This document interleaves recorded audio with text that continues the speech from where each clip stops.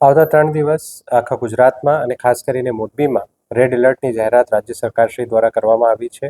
જેની તૈયારીના ભાગરૂપે અમારા દ્વારા એક મીટિંગ કરવામાં આવી હતી, જેમાં તંત્રના તમામ અધિકારીઓ, રેવન્યુ તંત્ર, પોલીસ તંત્ર, પંચાયત તંત્ર, તમામ તંત્રના અધિકારીઓ હતા. એ સિવાય પણ જે વિવિધ અધિકારીઓ છે એમની મીટિંગ કરવામાં આવી હતી. ક્લાસ 1 ઓફિસરની નોડલ તરીકે નિમણૂક કરવામાં આવી છે દરેક તાલુકામાં.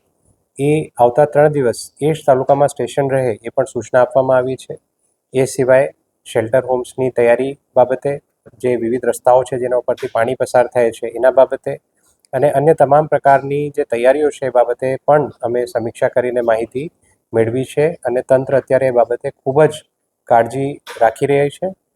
અમે સાથે સાથ મોરબીવાસીઓને પણ અપીલ કરીએ છીએ કે આ જે તંત્ર દ્વારા પ્રયાસો કરવામાં આવી રહ્યા છે એમાં તંત્રને સપોર્ટ કરવામાં આવે અને કોઈપણ જગ્યા જે શક્ય હોય ત્યાં સુધી આપણે બહાર જવાનું ટાળીએ.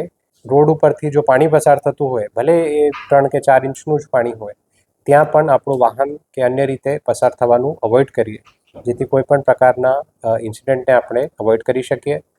સાથે સાથ જે પશુઓ છે એમને પણ હાલના સંજોગોમાં બાંધીને રાખવાની જગ્યાએ ખુલ્લો રાખીએ, જેથી એ પણ કોઈ પણ પ્રકારના બનાવથી સુરક્ષિત રહે.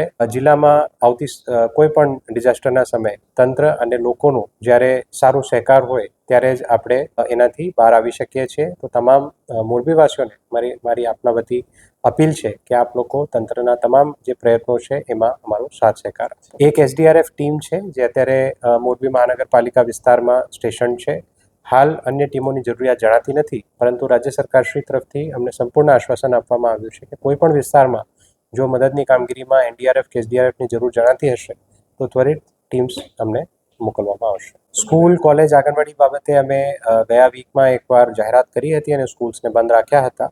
હાલની પરિસ્થિતિ જોતાં આવતીકાલ માટે એ જરૂરિયાત જણાતી નથી, પરંતુ જો આવતીકાલની વરસાદમાં એવું લાગશે કે જરૂર જણાય છે તો અમે એ બાબતે નિર્ણય કાલે બપોર સુધીમાં લઈને આ બધાને અવગત કરશું.